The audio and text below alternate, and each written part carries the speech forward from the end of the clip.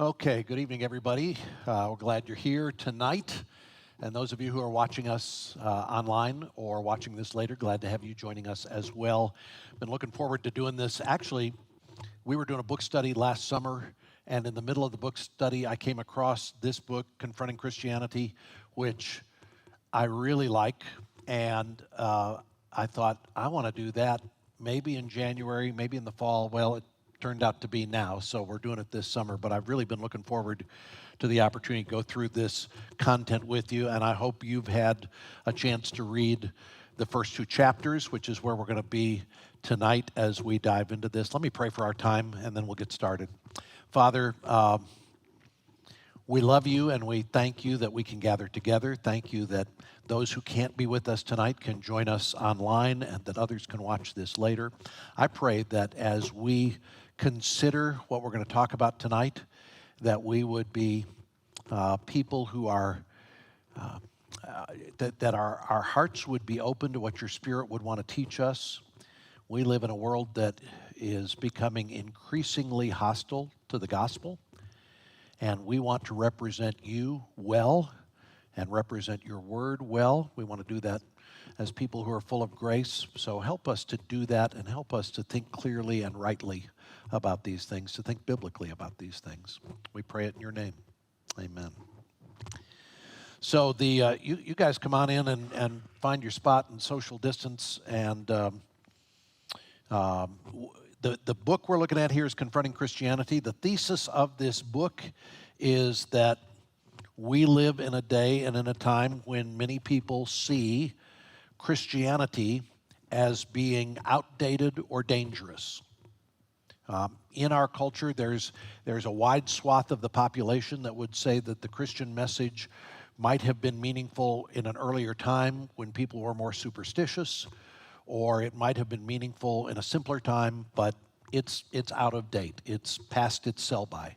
Other people would say it is dangerous. Those who support and endorse the teachings of Christianity are people who are dangerous. So if we carefully examine, though, the most common objections that we find to Christianity, what we often find is that people who are objecting to Christianity are objecting not to what the Bible teaches.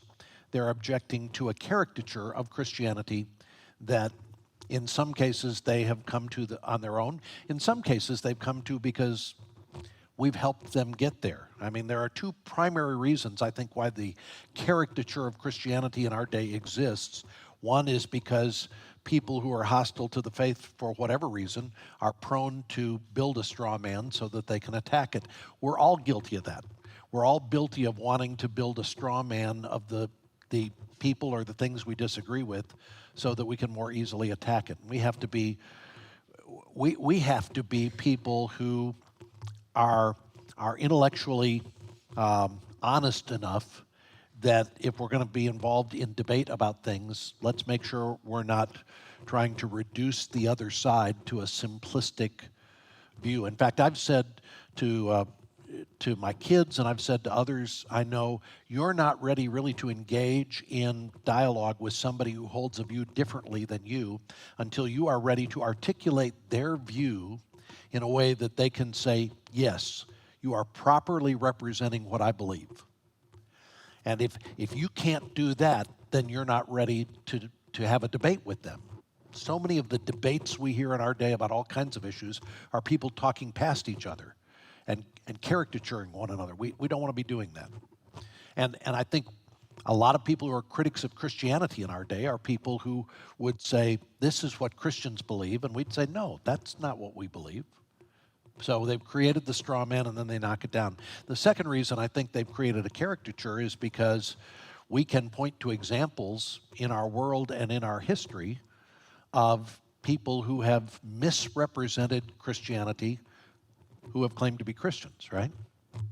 So when you think about the common person who objects to the Christian faith in our day and says Christianity has been a net negative on our world, and you say, why do you believe that? What are they going to say to you? What kinds of things? So the Crusades, great example of how Christianity brings destruction into our world. What else? Yeah, that's anti-science. What else? Yeah, people are opposed to LGBT views. They'll look at slavery and say the Bible teaches slavery. They'll look at the Inquisition and say this is how Christians treated other people. What's that? Oppression of women. I mean, it's the things that are listed. All you have to do is read the table of contents in this book and you find out why people would say this is what's wrong with Christianity.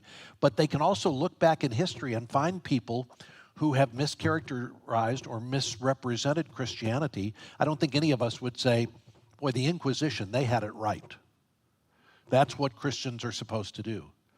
And for those who maybe you never studied the Inquisition when you were in college or in high school, but in the Inquisition, they would say it's better for a man to be tortured in this life for a short period of time in order to come to Christ than for that person to be tortured throughout history in eternity in hell. So they would torture people until they made a profession of faith, thinking that they were saving souls. Well, that's a misrepresentation of Christianity, right? But you can see where people would say that's why we reject it. So some critics of Christianity have looked at not just what the Bible teaches, but how Christians have lived it out wrongly, and they've rejected Christianity not based on what the Bible teaches, but based on the wrong witness, which ought to be a great word to us to make sure that we are living consistently with what the Bible teaches. Even then, we can expect that we will experience some opposition, that people are going to push back on us, but let's make sure that when they push back on us, it's not because we have gotten Jesus wrong, right? The author of this book, Rebecca McLaughlin, is a PhD from Cambridge. She is a professor of Renaissance literature. She's very active with a group called the Veritas Forum.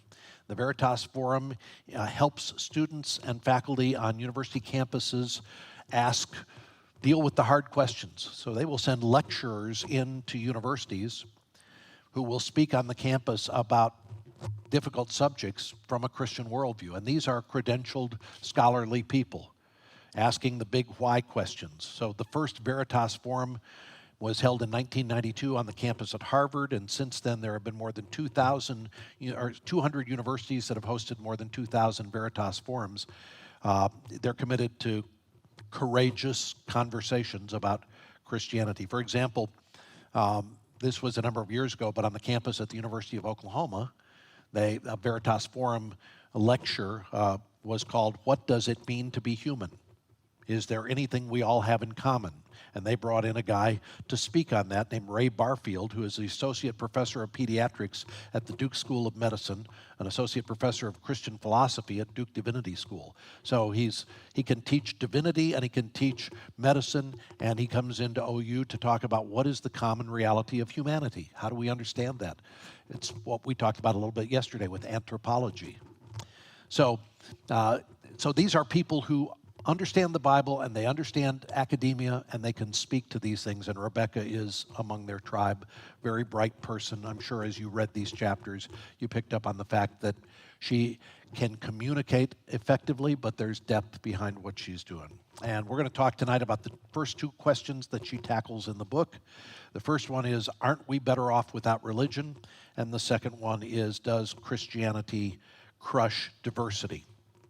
So the first question, in 2011, National Public Radio organized a formal Oxford-style debate in New York City, and they brought in 4 debaters, 2 on one side, 2 on the other. The premise for the debate, the stated, what was put forward to be debated was this statement: the world would be better off without religion. So they had 2 people arguing in favor of that and 2 people arguing against that. They brought in 2 atheists who argued against it, or argued for it, that the world would be better off without religion, and they brought in a rabbi and an evangelical to present the other side. And they polled the audience at the beginning of the evening, and they said, we want to know before we start, how many of you believe the world would be better off without religion? And 52% of the audience said, that's where we are. And 26% of the audience said, no, we think That's wrong. 22% were undecided. So you start off with half the audience believing religion's bad, a quarter of the audience believing it's good, and a quarter of the audience saying we're undecided. By the time the debate was over, an hour later, the anti-religion advocates had gone from 52% of the crowd to 59% of the crowd. The pro-religion advocates had gone from 26% to 31%. So the anti-religion advocates picked up 7 percentage points. The pro-religion advocates picked up 5 percentage points. So in that small sampling size, at the end of the night, 6 in 10 people thought like John Lennon. Imagine there's no heaven, no religion. Wouldn't the world be a better place if we didn't have any of this stuff? Wouldn't we all be ultimately happier, more well-adjusted if we could just get rid of any thoughts about God or about religion? And 6 in 10 at that debate believed that to be the case. Now, it was on the campus of NYU. So I don't think that represents where Americans are, but there are a number of people in our world, a growing number of people in our world, who would say religion is a net negative. And in chapter 1 of this book, Rebecca McLaughlin says the data suggests that no, the world would not be better off, and you would not be better off if you could just get rid of your thoughts and feelings about God. And she begins by suggesting that the data shows that religious faith, and you saw this in the chapter, not Christianity specifically, but just a belief in God, has a positive impact on your physical and mental health. People who believe in God wind up being physically and mentally better off than people who don't. That's the premise. That's what she starts off to prove. And there are 7 categories that she goes through in chapter 1 that she looked at, and I'll just leave all 7 of them up here on the screen, but we'll walk through them. So the first category is the power of relationships. She's saying religious faith. Layla just broke out here, so that's Eric Clapton. The power of oh, it's right. Thank you for correcting me. So she starts off with saying people are relationally healthier if they believe in God, in a God. So she says the happiest and healthiest people prioritize relationships with family, friends, and community. So those people who have that in play are the people who wind up being happier and healthier. And religious life promotes happier and healthier relationships. It promotes interaction between people. So that's her first category. The second thing she says is that the ethos of giving or generosity is one of the things that a belief in God promotes, and that people are better off if they live with generosity or giving as a part of their life. In fact, here's a quote from the book. She says, "A growing body of research suggests that giving is good for us." And people who believe in God tend to be givers. Look at the charitable donations of Christians versus the charitable donations of atheists.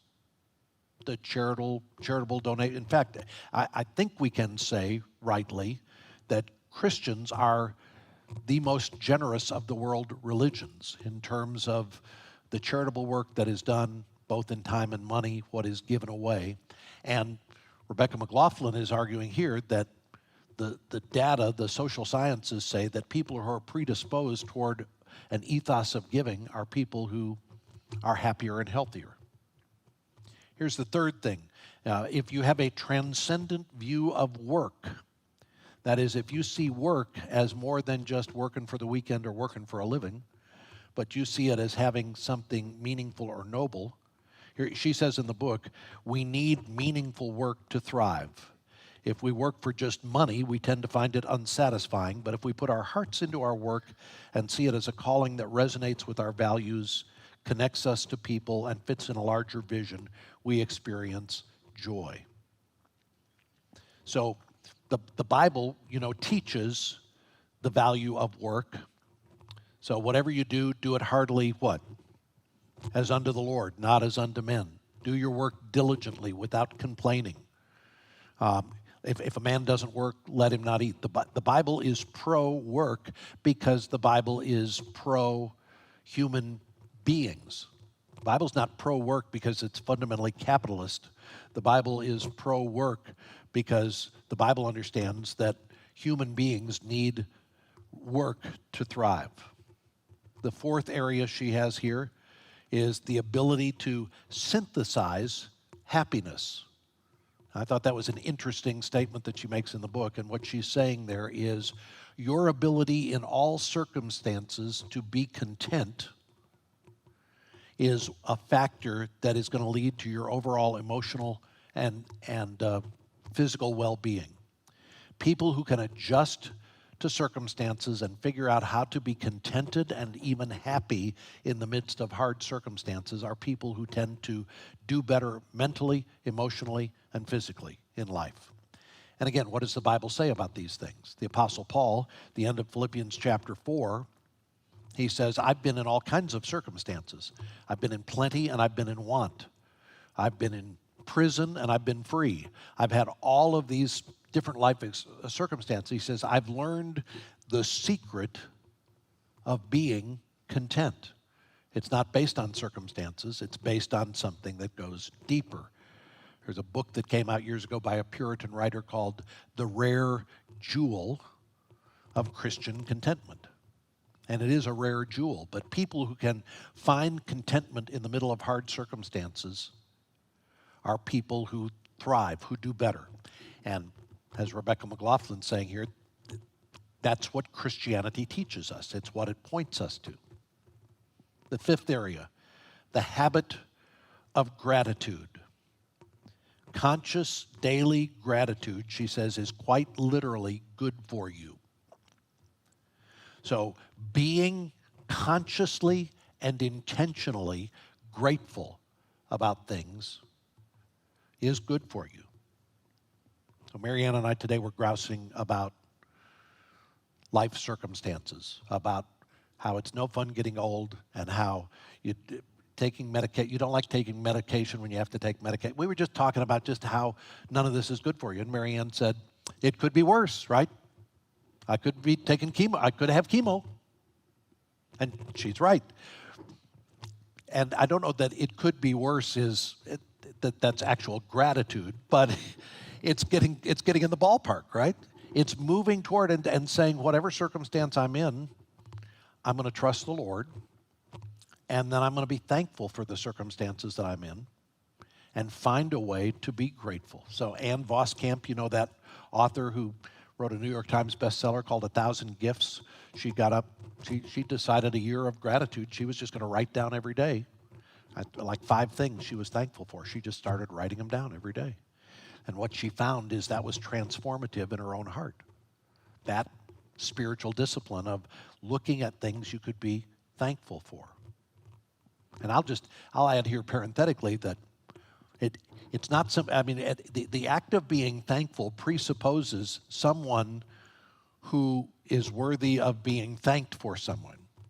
So the unbeliever who is thankful that the sun came out today, well, thankful to who? Can you be thankful for something if there's no object of your thanksgiving? Are you thankful to yourself? Are you thankful to the gases that spun up? So this whole idea of gratitude presupposes that there's somebody who has done good for you. The sixth area is the discipline of perseverance and self-control. She says the ability to persevere and the gift of self-control appears to be key predictors of flourishing across a wide range of indices. Your ability to persevere when things get hard, and your ability to regulate your own behavior, your own speech, all of that. The psychiatrists would say the people who can do this have better mental health outcomes. Doctors, I remember hearing one doctor I read who said, in our mental institute, no, I'll save that. This is in the next one, sorry. Perseverance and self-control. These are predictors of health. And then the last one's the ability to forgive. I was getting ahead of myself. Forgiveness, she says, particularly forgiveness that is not dependent on the actions of the offender, has been linked to multiple positive mental and physical health outcomes.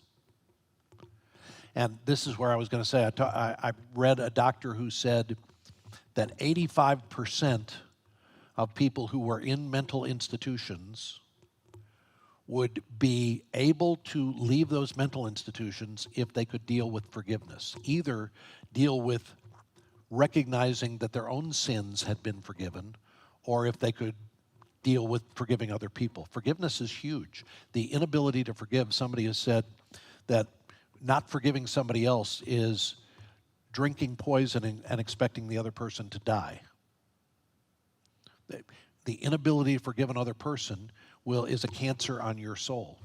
So you look at these 7: relationships, generosity, a transcendent view of work, the ability to synthesize happiness, gratitude, perseverance, self-control, and the ability to forgive. If all of these things are true about somebody, she says, these things are going to mean that person is going to tend to be healthier physically and more well-adjusted mentally if these characteristics are in place. Now let me look at these 7. Any observations? I want this to be not just a one-way, but any observations you would make about these 7, either from personal experience or anything you'd look at, and the question, do you think that there are some that are more important than others on this list? Just any observations you've got about it.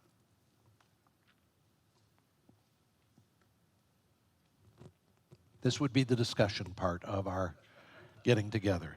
And if you don't have any, that's fine.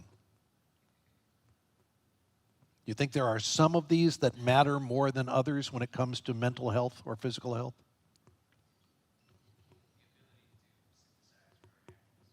Well, why do you say, so the ability to synthesize happiness, why do you say that would stand out?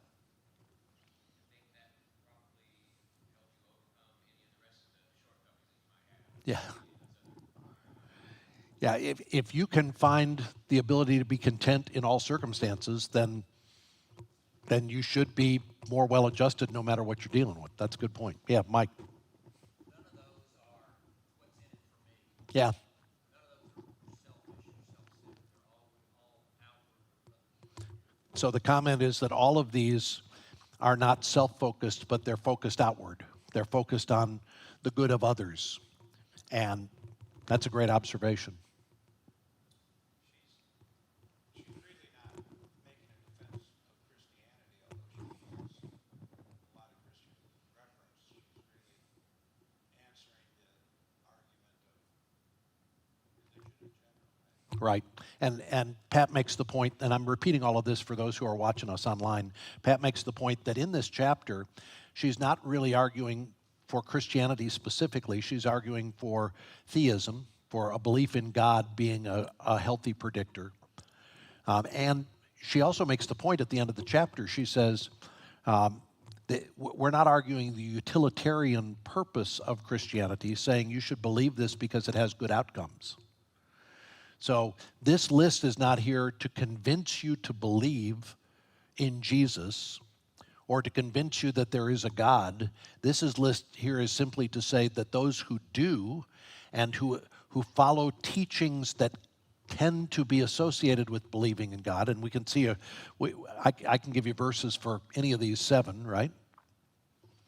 So people who find a transcendent sense for all of these things tend to live better, happier lives. Remember, the question at the beginning of this book is, would the world be better off without religion? Not Christianity, but religion. And she's saying, no, clearly the world would not be better off. If you took religion out of, if you took just the whole idea, the concept of God away, well, what you'd have is what William Golding wrote about when he wrote Lord of the Flies. You would have people who, instead of caring about anything transcendent, are just self-focused. They would all of a sudden go to their Darwinian bottom and they would say, it's survival of the fittest and I don't care what it happens to anybody else, and nobody's going to have a good physical or emotional outcome from that. Yes?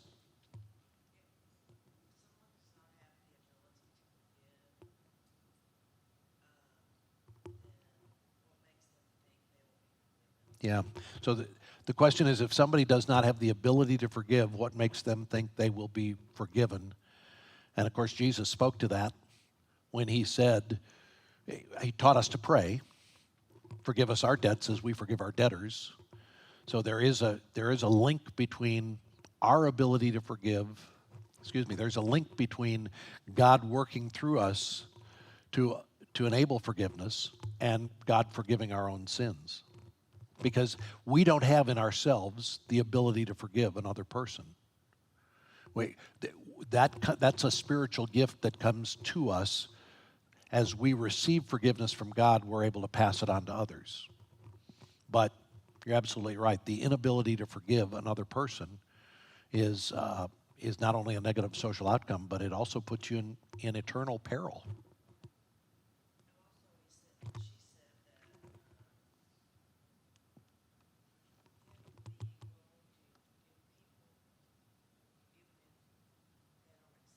Yeah.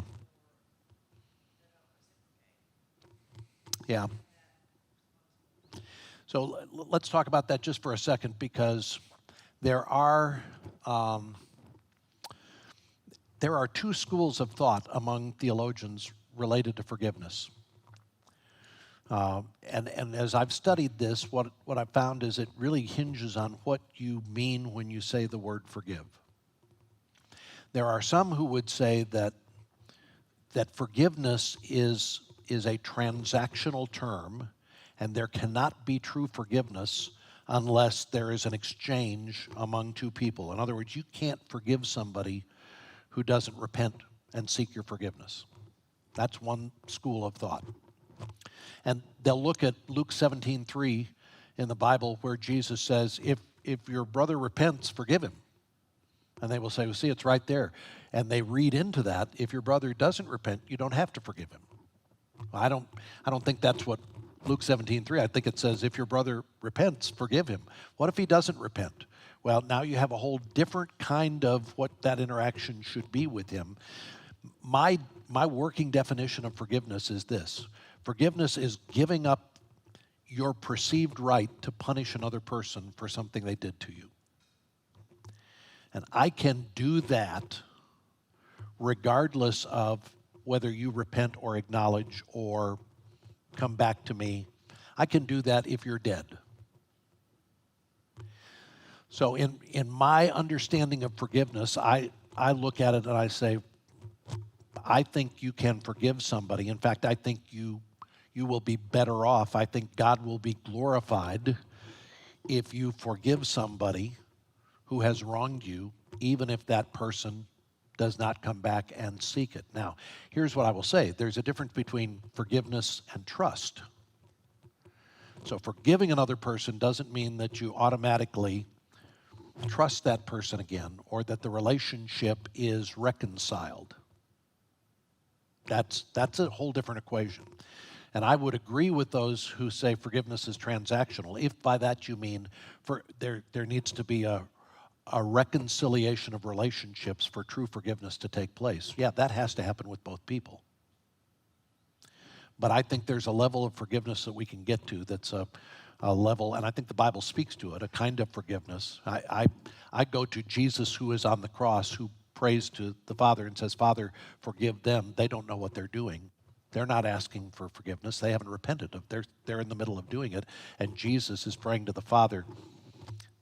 Theologians will get into a healthy debate about that passage, but I read that and think Jesus is telling us that we can forgive those who wrong us even if those people have not come back and repented. Okay, anything else about this list? Yes. Yeah, go ahead, Debbie, follow up.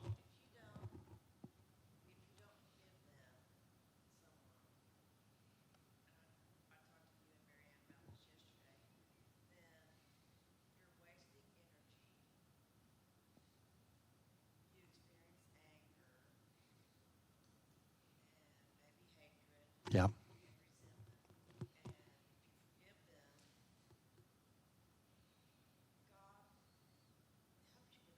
Yep.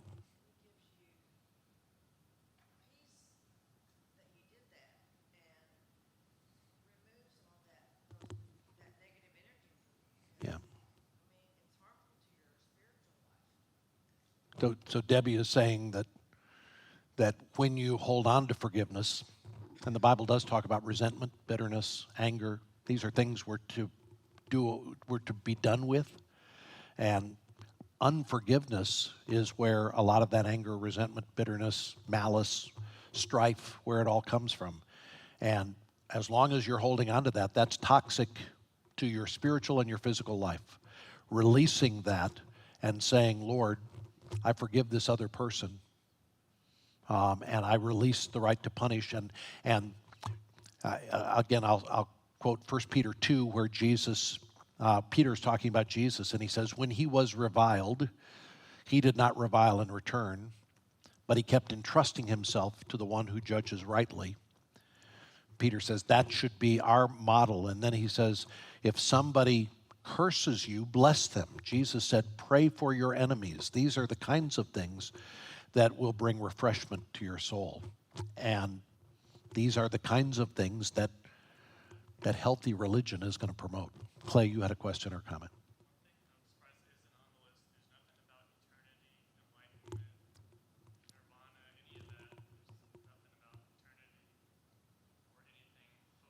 Yeah. Yeah, good observation. He's saying there's nothing here that talks about afterlife, eternity, nirvana, any of this sense that you would be a healthier or happier person if you believed in those things. And that's an interesting observation. Now, I don't know what the social science would say, whether people who believe in an afterlife and a heaven have an emotionally stronger view or not. I don't know what the data is on that. Yes, Becca.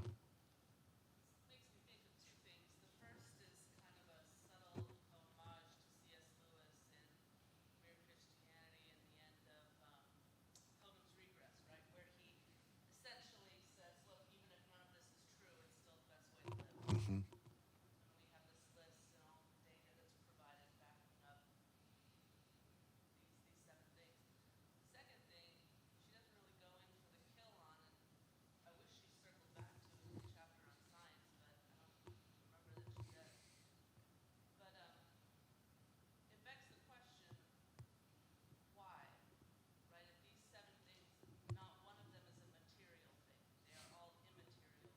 Mm.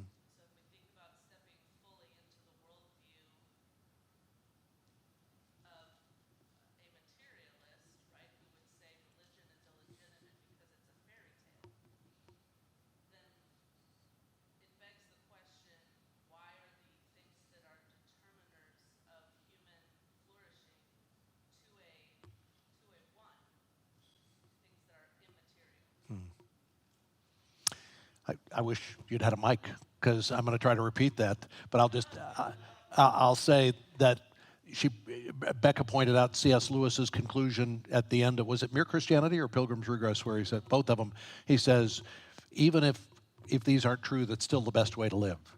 And this is almost like saying religion's going to be, it's a useful, if it's a fairy tale, it's a useful fairy tale. You're better off believing it even if it's a fairy tale. And she does make the point in this first chapter that she's not arguing, well, just believe a lie because you'll live better if you do.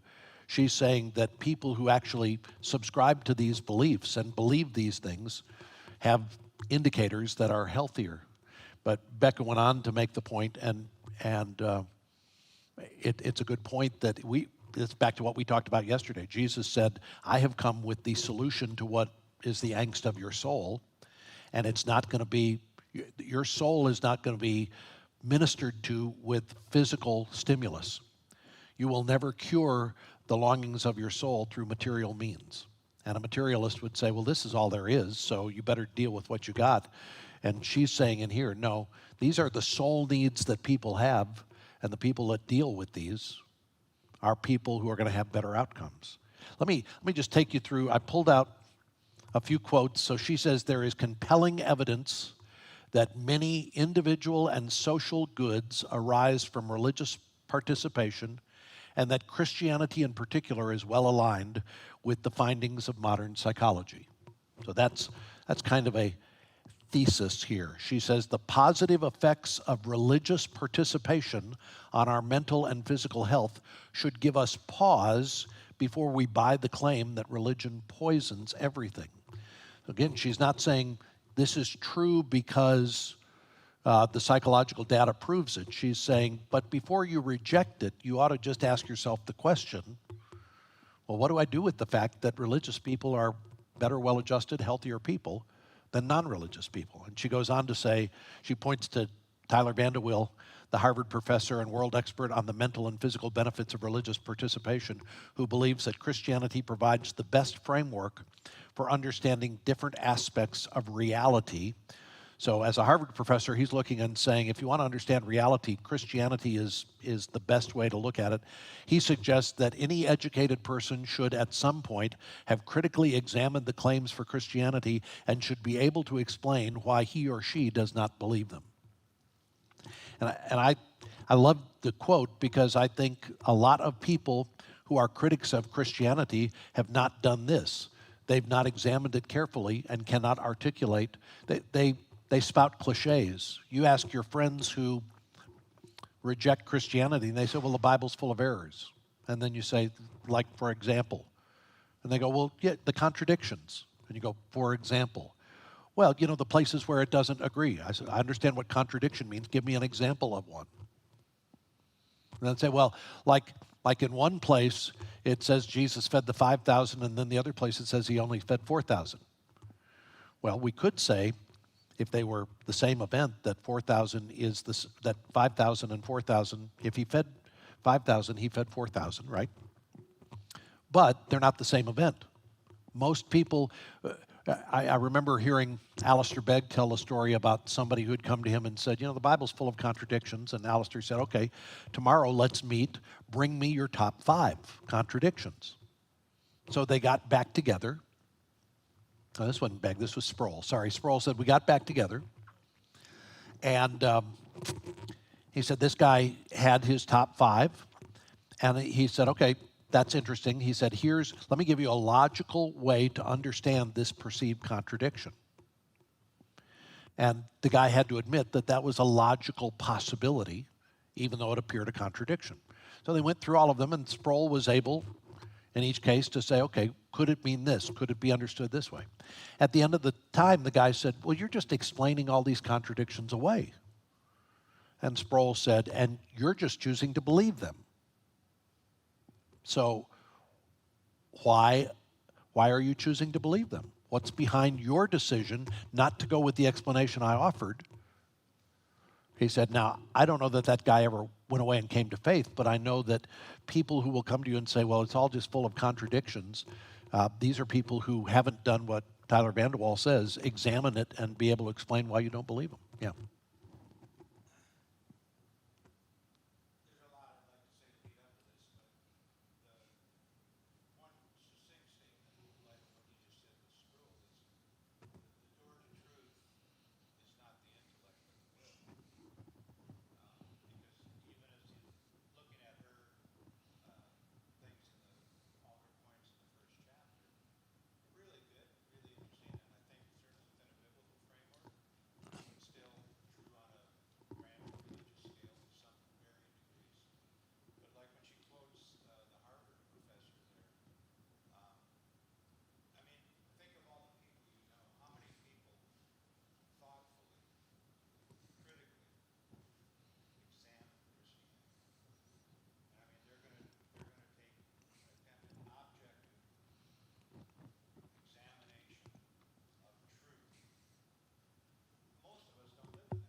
Right. And I think things like this are great encouragement to believers, and would to God that unbelievers would read this, and no doubt many will, and hopefully, be led to Christ through it.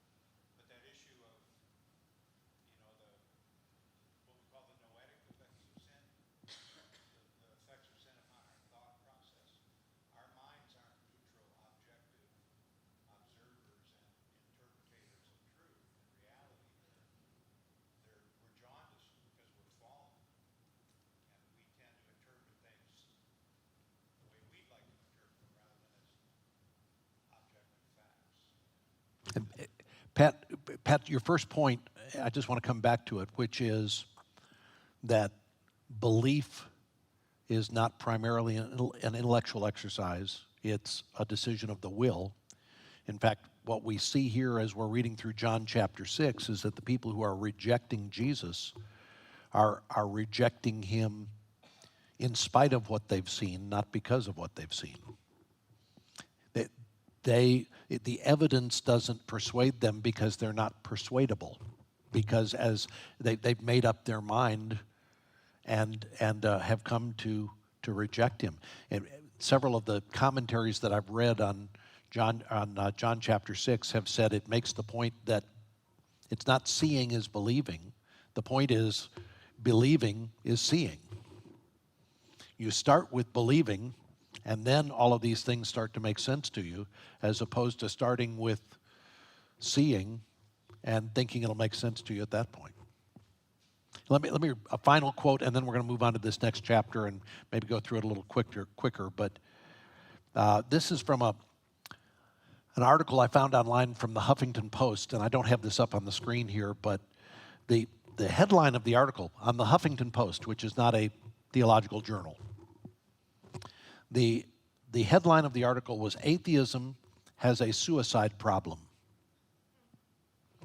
And here's the quote. This is from somebody who is an atheist, the person who's writing it, and who had herself attempted suicide on a couple of occasions. She says, "Depression is a serious problem within the greater atheist community. Far too often, that depression has led to suicide. This is something many of my fellow atheists often don't like to admit, but it's true. I know a lot of atheists, myself included, would all like to believe that atheists are happier people than religious believers, and in many ways we are, but we also have to affect the reality that in some very important ways, we are not." So overall well-being, the point that's being made in this chapter, to come to a place where you say, okay, I'm going to step out in faith and believe what the Bible teaches about who God is, there should be positive benefit that comes from that, which is not why you do it. Again, you don't believe a fairy tale just because it serves you. But the predictors are that you will live a healthier, better, more well-adjusted life if you really believe what the Bible teaches and follow it. Yeah, Becca.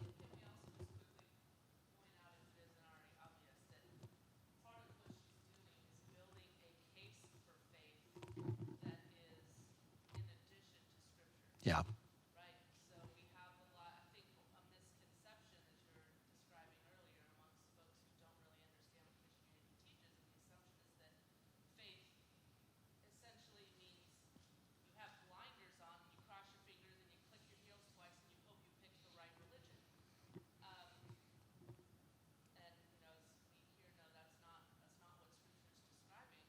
But she is building a case because in response to the many people who will say, well, you can't argue for the truth of Christianity from Christianity, Right. from the Bible. She says, all right, let's look at some other evidences.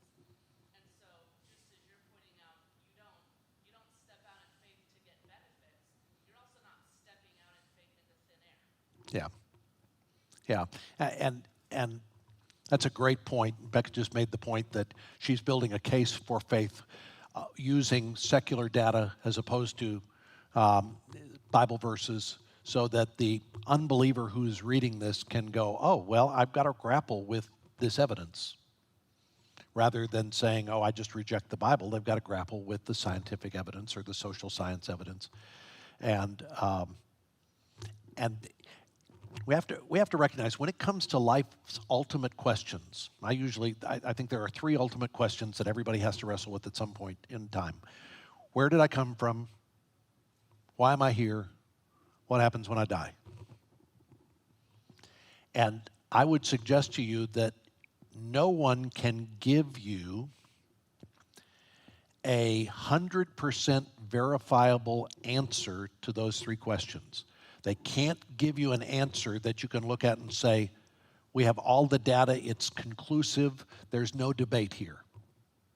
There's a gap between the evidence and the conclusion. No matter what you come up with as your conclusion, there's a gap between the evidence and the conclusion. So if you say, where did we come from? Well, we came from swirling gases and the big explosion. Okay, well, there are a lot of questions. That's the gap between the explosion. I'm sorry.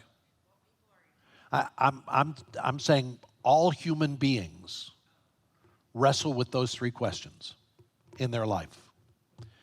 And so where did we come from? How did we get here? So some people say, well, there was a big explosion, there was gas. And you go, well, but that leaves a lot of gaps. And they go, yeah, I can't explain everything, but that's my thesis, and it gets me to my conclusion. Okay, the difference between their data and their conclusion is faith. It's a faith in something. They're saying, I've got enough evidence here that I'm going to jump all the way to the conclusion. With these questions, there's always a faith gap. And as believers, we can't answer everything. We say, well, we believe God created the world. And he did it this way and all of it. And they go, well, there are a lot of questions. We go, yeah, you're right. So there's a faith gap. With all of these questions, there's a jump. What happens when you die? Who's got the conclusive answer to that? Well, the only person I know who offers the most conclusive answer is the one who died and came back. So that's who I listen to, who says, I was dead, I'm now alive. Everybody else is just hypothesis and speculation. There's a faith gap there. So to your point, there is this margin of faith that we've all got to deal with in life, and the people who are the secularists are just saying, this is my data, and I'm going from this data to this conclusion because it's the one I choose to go to. We look at what we think is better data, more conclusive data, and say, this offers a better explanation, and that's why we get to that conclusion. All right, let's get to chapter 2 in the few minutes we got left. Yes, ma'am.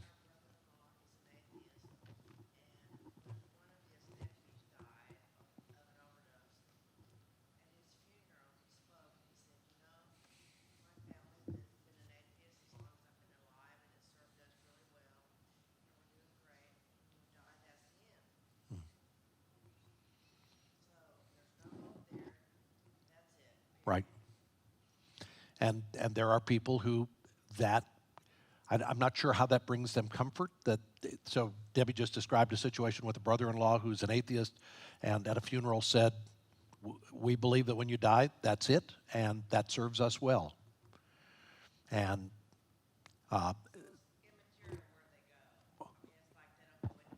you cease to exist, right. So it's the idea that existence is over.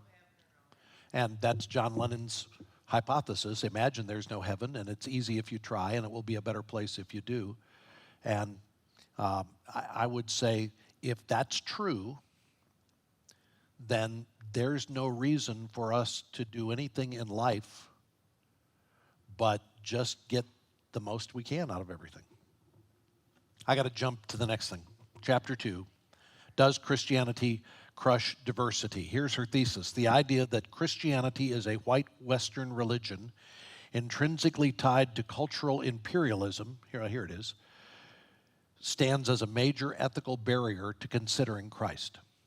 So there are people who, when they think about Christianity, they think it is a white Western religion, that it's tied to cultural imperialism, that we want to force our way of living on the whole world. And these are people who would say, I can't be a Christian because I don't think that's right. And there is a reality that there are times when we, in the church, which has thrived in Western culture, there are times when we have turned Christianity into a cultural religion as opposed to thinking of it as a biblical religion. So here's my favorite example of this, and I was going to bring the clip, but I couldn't download the clip and show it to you. But if you've never watched the movie, I know Mike's watched it because it's been on TMC many times. If you've never watched the movie The African Queen, it's a classic that you've got to watch. Humphrey Bogart and Katharine Hepburn. The opening scene in The African Queen, Katharine Hepburn and her uncle are, well, the actress, not her uncle, the character she's playing, she and her uncle are missionaries in Africa. And they are in the middle of the African jungle, and they're holding a church service for the African tribesmen that they are seeking to evangelize. And so I did pull up this picture. It's the First Methodist Church of I don't think that's Kung Fu, I'm not sure what it is, wherever the African town there is that they're in. And there is her uncle dressed in his Sunday best, and there's Katharine Hepburn over there playing the organ, and he's leading the crowd in singing Holy, Holy, Holy in English, and the crowd is just singing, la, la, la, la. They don't know the words, they don't know the tune. It's culturally irrelevant to them. Now, I point to that because that's a picture of those people who would say that Christianity's job is to take Western culture and impose it. Like, these people will be better when they start wearing suits and learn how to play the organ and can sing Holy, Holy, Holy and sing it in English. Well, that's a wrong view of things. Christianity is not, never has been, a white Western religion. In fact, Jesus probably had darker skin than everybody here. That would be normal if you live in the Middle East. Here's an interesting chart that I want to show you. And some of you are going to have a hard time seeing this, but this is the geographic distribution of religious groups in the world. So the overall global population is up here at the top, and these are the people who live in the Asia-Pacific region, Sub-Saharan Africa, Europe, this is Latin America, North America, 5% of the world population. The Middle East and North Africa is 5% of the population. Then it breaks down and it shows what's the religious distribution among these places. Well, among Hindus, just about everybody who's a Hindu lives in the Asia-Pacific region. We would have to say that Hinduism is an ethnically specific religion. Not that every Hindu is Asian, but the vast majority of Hindus are Asian. Buddhists, the vast majority of Buddhists are Asians. Okay, let's talk about folk religions. Again, the vast majority of those are Asians. Now, it's disproportionate with the rest of the population. The Sub-Saharan Africans, there are a lot of folk religions there. Latin America, too. These are other religions, so the hodgepodge. Here's the unaffiliated. When you get to Muslims, now it's still Asia-Pacific, but now here's a big Sub-Saharan Africa and big Middle East. Again, disproportionate to the population. Here's the interesting bar. This is Christianity. Look at the division of people in Christianity, and you can see that there are many in Asia, there are many in Sub-Saharan Africa, there are many in Europe, there are many in Latin America, there are many. The point is, Christianity is the most ethnically diverse, most non-white religion of all the major world religions. So here's what it looks like on a map, if you can see this. And the pink there are countries that are dominant Christian countries. And then the green are the dominant Muslim countries. So this is the 1040 window. And then the unaffiliated, so that's the next group here, the unaffiliated. This would be Russia, people who are unreligious. The Hindus, you wind up over here. The Buddhists are over here. So this is Buddhist, this is Hindu, there and there. And then the Jewish people, which is the last bar down here. So the Jewish people, as you might expect, are right here. And then there's a Jewish population in the United States and a European country that has a heavy Jewish population. The point, and you can spell it out, I don't know that you can see all of this, but this shows the percentage of the population in various countries that is Christian. So in the United States, 78% of the population professes Christianity as their religion. You go down through here, and it's Brazil is next, and Mexico, Russia. You can see you go all around the world. You've got South America, Central America, Asia, Africa, China, Germany, Ethiopia. You go to the other religions, and here are the largest number of Jews. So if there are 13.8 million Jews in the world, 11 million of them live in either the United States or Israel, and then it drops way down. They're in 2 countries. You go to the largest number of Hindus, and the greatest number of Hindus live in India. Like there are 1 billion Hindus, and 975,000 of them live in India. You go to the top countries with Muslims, and here you've got Indonesia, India, Pakistan, Bangladesh, Nigeria, Egypt, Iran, Turkey, Algeria, and Morocco. They're all regionally, ethnically located. Now, again, I know you can't see all of that clearly, but the point in showing you all of those charts is that Christianity is the most ethnically diverse religion of all of the world religions. So the question shows up, why do people think of us as a white Western religion? Well, in part because in Europe and in America, the Western culture has been culturally dominant around the world. But are you aware of the fact that there may be more Christians in China today than there are in the United States? That the underground church, there are estimates of more than 100 million Christians in China. It may overtake the United States, if it hasn't already, may overtake it in the years ahead.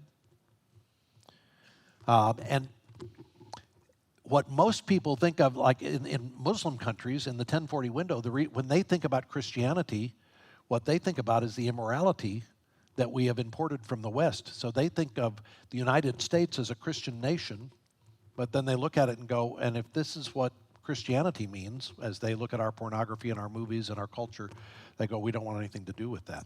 So she goes on to say here, Christianity is the most ethnically, culturally, socioeconomically, and racially diverse belief system in all of history. Most of the world's Christians are neither white nor Western, and Christianity is getting less Western, less white and Western by the day. Racial segregation and stratification have no foundation in Christianity. Indeed, they are specifically condemned. I'm not aware, and granted, I'm not a scholar on these things, but I'm not aware of anything in the teaching of Buddhism that teaches against racial stratification. In fact, if you look at the Hindu countries, they promote racial stratification. The Dalit people in India, that's a part of the caste system that is supported by Hinduism. Now, they might say, well, slavery was supported by the Christians. So I don't want to lay that at the feet of the Hindus without understanding their culture. But there tends to be vestiges of cultural superiority that work their way through all world religions. The Bible, we know, clearly teaches against that. And we need to understand and embrace that. Martin Luther King, said years ago that 11 o'clock on Sunday morning is the most segregated hour in the United States. And there's a lot of dialogue you can have about that statement and whether what ethnic worship should include or not include. The point is, we should be people who understand that the Bible says that the fundamental worth and value and dignity of all human beings has nothing to do with ethnicity or with cultural background. It has to do with the fact that you're created in the image and likeness of God. There's a difference between what Jesus teaches and what people have practiced. So one more quote from her here. The New Testament is one of the most emphatically anti-racist texts ever written. Fellowship across racial and ethnic differences is as intrinsic to the message of Jesus as is care for the poor. And yet there is a painful association between racism and the breed of American Christianity that stops its ears to the scriptures and conflates white-centered nationalism with biblical faith.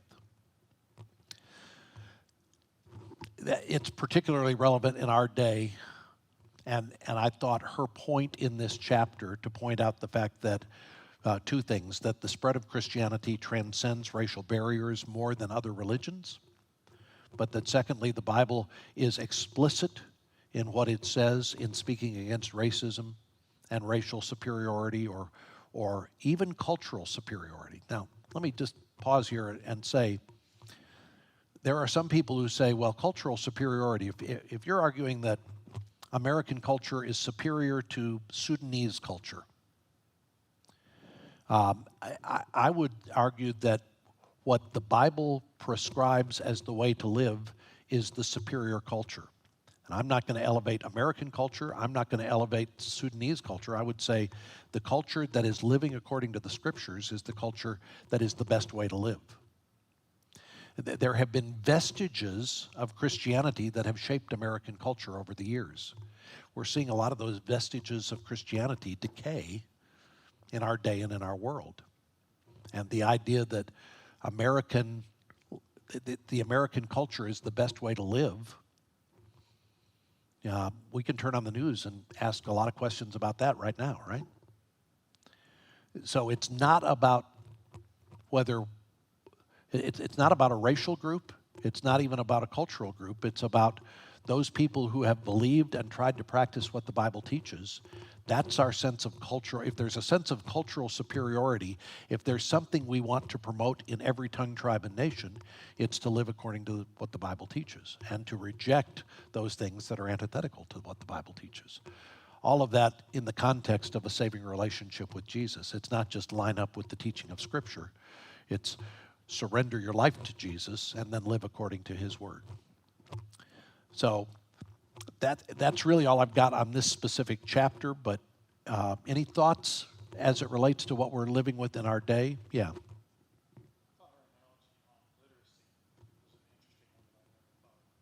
Yeah.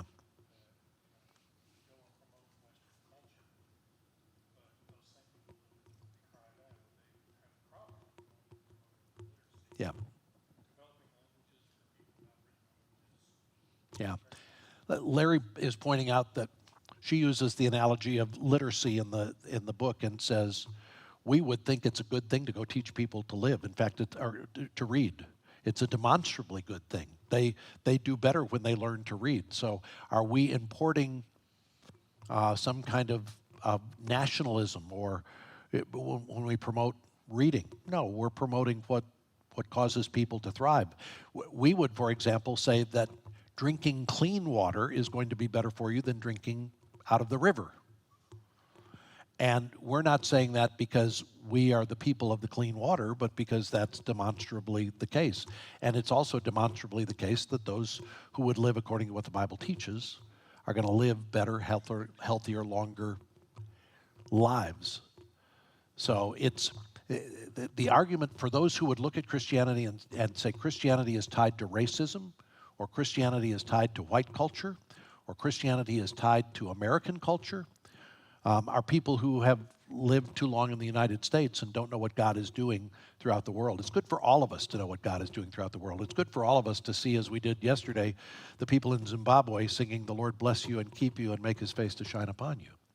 It's good for all of us to know that we've got brothers and sisters who are living in southern India, who are an outpost for the gospel in a mostly Hindu culture, who are thriving there, and recognize that this has nothing to do with whether their background is ethnically Indian or ethnically African or ethnically European or ethnically Asian.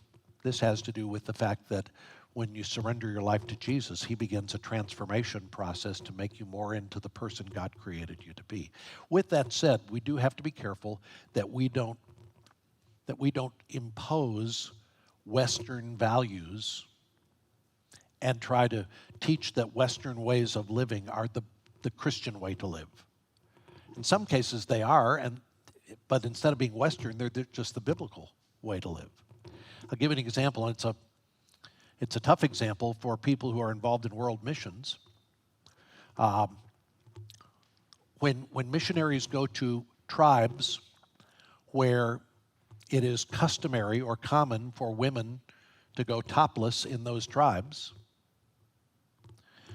is it good and right for us to teach those people that modesty would tell them that they need to cover up? And they would say, well, doesn't seem to be an issue for us here. Is that human nature? Is that the over-sexualized Western culture that we live in that's promoted that and made that happen? Or is that just human nature that bare-breasted women are going to be are going to promote the wrong thing? I mean, this is where it gets tricky, right, to deal with. And so we've got to, as missionally thinking people, we've got to be asking the question, what does the Bible say? Well, the Bible does talk about modesty, okay? Is that what it's talking about when it talks about modesty, or are we importing a Western view of modesty on the rest of the world? I'm not here to solve that for you, because that's one that we just have to wrestle with. I'm here to point that as an illustration of something that we'd look at and say, we have Western ways of thinking that we've got to pull back and say, are we dealing with something biblical here, or are we dealing with something that's just a Western preference? Pat? Sure. I just put myself on the spot, so you might as well do it. Okay, thanks. Can you expand on what she means, or at least what you think she means in the latter part of that sentence? That there is a breed of American Christianity that stops its ears to the scriptures and conflates white-centered nationalism with biblical faith. White-centered nationalism. So I'm trying to think about, is she talking about extremists,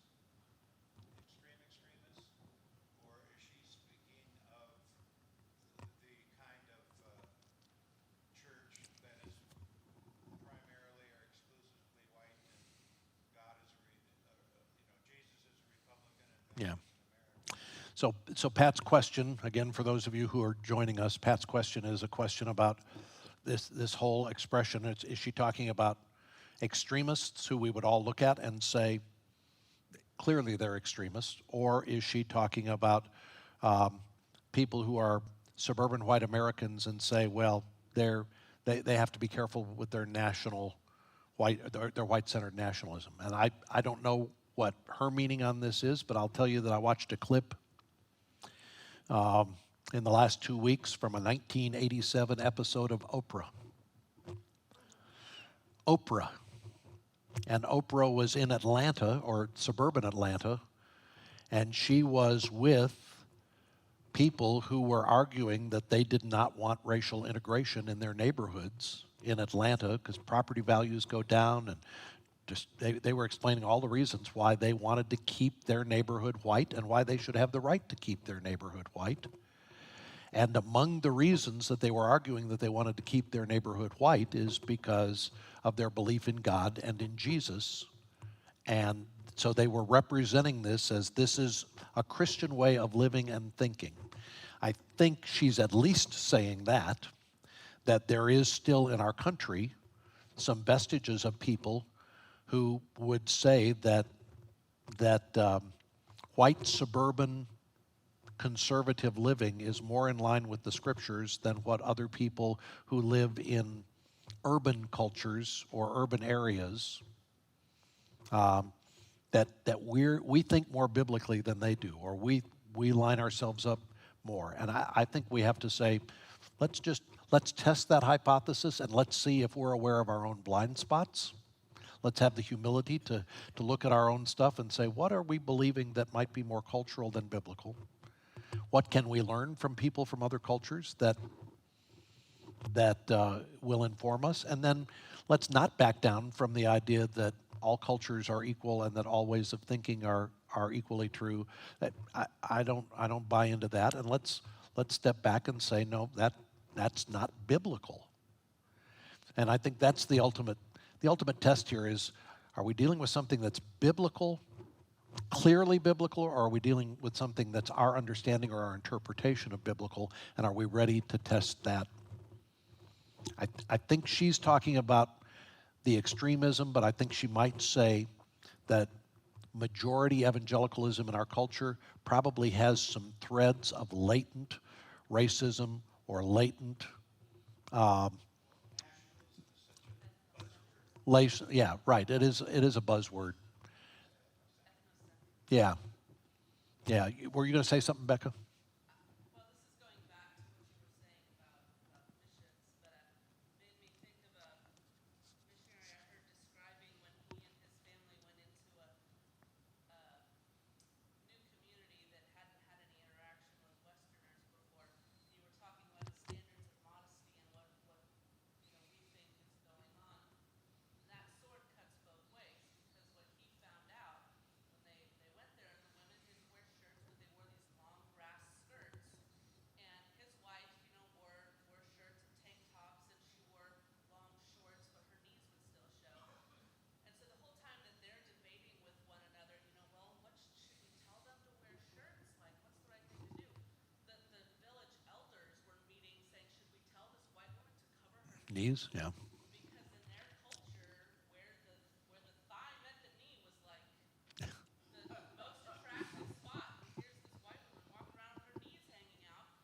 And so both of these groups were trying to figure out, like, how do we handle this immodest woman? Yeah. I hope the microphone picks up some of that. Becca's telling about a culture where bare-breasted women were alarmed by the white American missionaries whose knees were exposed, because in their culture, exposed knees was provocative and bare breasts were not. Again, this is where we have to test our own presuppositions and just be honest enough to do the hard work of not just reflexively going, well, of course I'm right. That's how I grew up thinking, so it's got to be true. Let's just make sure we're thinking biblically about these things. Tim, you got something, or you just scratching? Okay, all right. Be careful how you scratch. Yes, Debbie.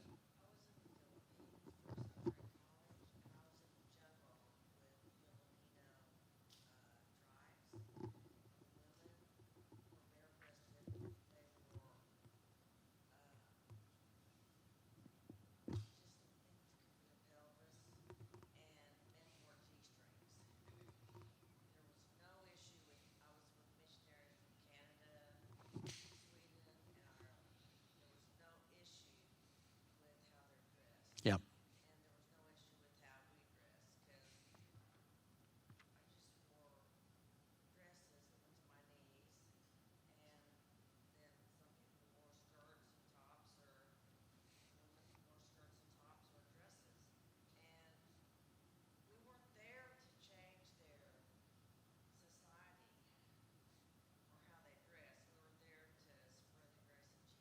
Well, and so Debbie's just shared, for those of you who couldn't hear her, she shared about a mission experience where, again, cross-cultural dressing was the issue. And here's where I'd get back to it and say, ultimately, our focus is not on whether you're dressing according to our standards. Our focus is on what's your heart. And when we're sitting down with people who we would say this behavior is wrong or immoral, then let's talk to them about Jesus and the gospel, and let's take them into the scriptures, and let's let the Holy Spirit do whatever work he needs to do so that they will align themselves with what the Bible teaches, not necessarily with our cultural standards. And I've talked to missionaries who have come back, and again, this argues for Western civilization, but they've come back and they've said as these women in these other tribes studied the scriptures, they began to dress more like we think women ought to dress. And so they would say it's the scriptures that brought conviction into their heart and caused them to cover up. And there's a hot debate there, and I'm trying to listen to both sides and hear what they're saying. I know what my instincts tell me, but I'm trying to just weigh this out and be thoughtful as I think about these things. The point here is Christianity is a culturally diverse, ethnically diverse religion. It is not a national religion. It's not tied to your ethnic origins. It spreads throughout, which is one of the great things, one of the things I love. Every tongue, tribe, and nation gathered together around the throne.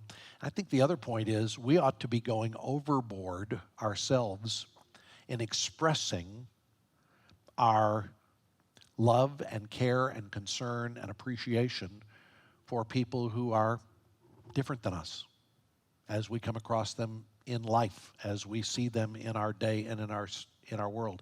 Just because there is in the back of people's minds this idea that that white evangelicals think a certain way and are racist and nationalist, we ought to be people who say, that's not me.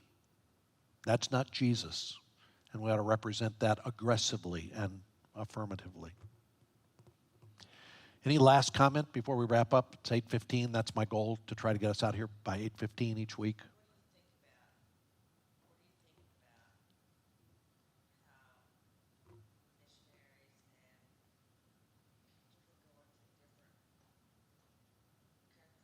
Yeah.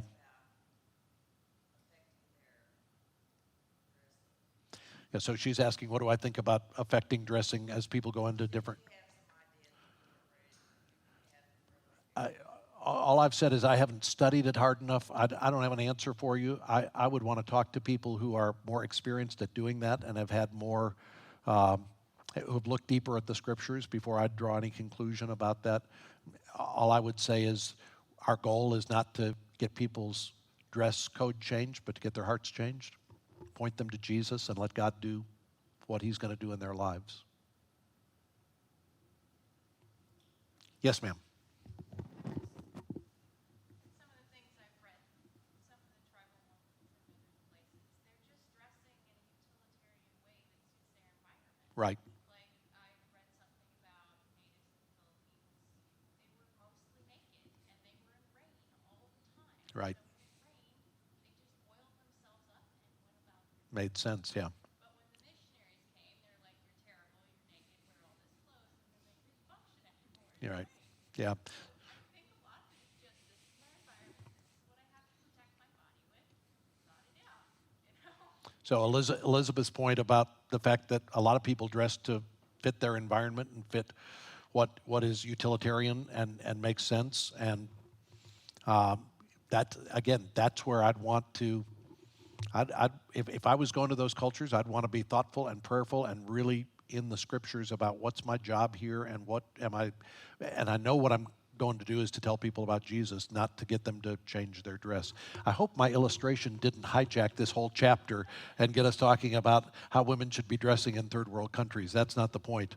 The point is that the way that Christianity is a culturally diverse religion, and that we should be champions of that. We should be excited about that. We should be promoting that, and we should be reflecting that in how we live and how we get along with others. Yeah, yeah. Let me close our time in prayer, and then those of you who would like to socially distance visit in here or in the parking lot can do that. You may want to put your mask back on before you do that. Let's pray. Father, thank you for this time together with these friends tonight. Thank you for this book and how it's challenging us and helping us think about our own expression of Christianity, but also about what the Bible teaches and how Christianity addresses these charges that are made against the faith. Help us to be winsome and full of grace while we stand for truth. And give us all a good night's sleep tonight, I pray. In your name, amen. Thank you guys for coming. We'll be back next week with the next 2 questions in the book, and we'll be online with it again next week. So thanks to those of you who have watched us at home. We'll see you.